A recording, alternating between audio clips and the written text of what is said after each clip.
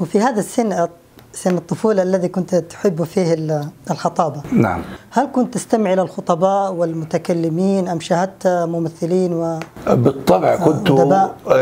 كنت أحب من الخطباء كثيرا. كنت أعشق الشيخ محمد الغزالي. ثم في المنصورة كان لدينا رجل عالم رحمه الله يدعى الشيخ محمود عز الدين.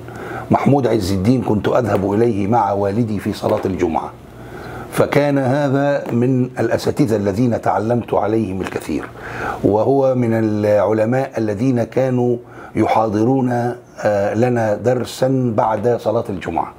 فكنت أجلس بعد الصلاة مع والدي نستمع إلى هذا الرجل المفوه العالم، فكان من الذين أثروا فيه. بعد ذلك انتقلت إلى القاهرة وتابعت الشيخ عبد الحميد كشك، وكانت مرحلة. هذا في أي سن، في أي مرحلة؟ كنت في المرحلة الثانوية. الثانوية.